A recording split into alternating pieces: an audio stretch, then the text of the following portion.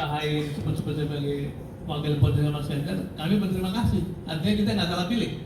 Kita memilih teman koalisi yang bermutu sehingga sebelah pun melirik anggota koalisi kita. Jadi ini sesuatu yang harus kita sambut positif sebagai signal bahwa berpolitik itu harus dengan apa ya?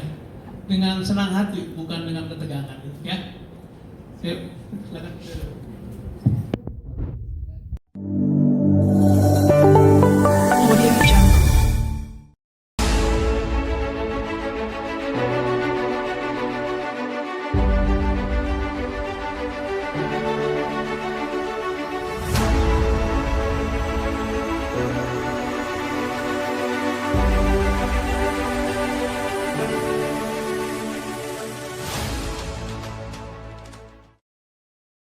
Ya, menambah sedikit dari yang diuraikan Pak Sudirman saya. Saya mau mengacu kepada apa yang diharapkan oleh Pak Anies untuk bisa disampaikan. Jadi kalau boleh saya mau kasih garis bawah yang tebal itu, Pak Anies ingin disampaikan bahwa dia di dalam rasa prihatin yang dalam itu tambah dari saya mengungkapkan ketika bercerita, tidak ada kedalaman yang beliau itu prihatin sekali mengapa pemilu kita ini untuk kali ini mungkin dia seperti mengalami pendangkalan sehingga apa yang jadi hak rakyat untuk menentukan kehendaknya itu seperti dibatasi.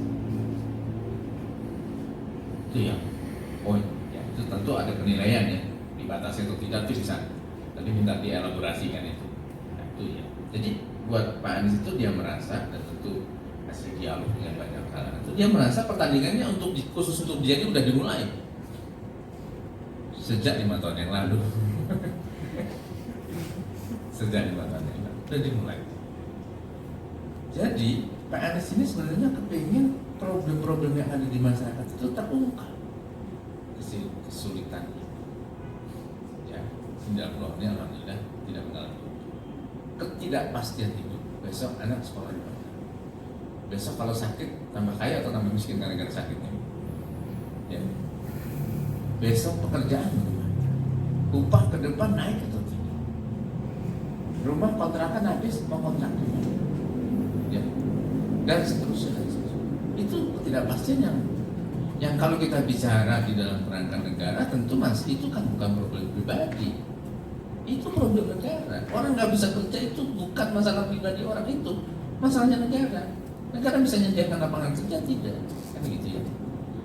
Nah dalam rasa prihatin itu sebenarnya kan mengharapkan pemilu ini dia jadi pintu untuk solusi, bukan pintu untuk rebutan jabatan. Ya, bukan pintu untuk rebutan jabatan. Nah celakanya itu kayaknya seperti itu. Jadi kalau kita bicara survei tadi itu, survei kita ya sangat senang. Pak Anies kan seorang saintis juga kan, dia pasti menghargai dan menerima itu.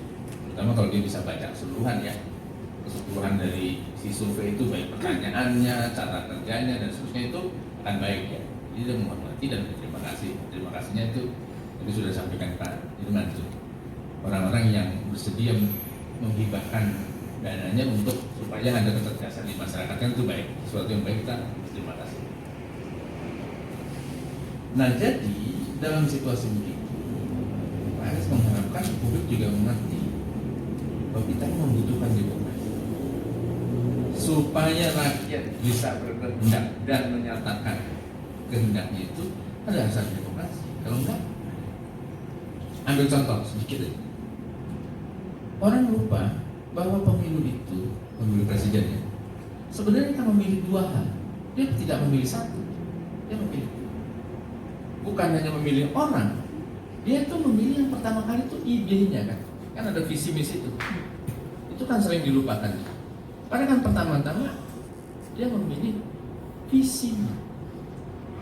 Kalau visinya oke, dia setuju, visinya itu menjawab masalah-masalah mereka, maka dia pilih orang itu. Tapi belum tentu dia akan lihat juga orang ini sebenarnya antara yang dia omongkan sama yang dia mampu kerjakan itu sesuai nggak? Bisa juga enggak kan? Bisa dia ngomong visi, dia ingin sesuatu, tapi sebenarnya dia nggak punya kapasitas untuk mengerjakan. Ya, sehingga apa yang dikatakan dengan dikerjakan itu beda itu. Jadi pikiran dan perkataannya itu berantem, ya kan? Bahaya kan itu.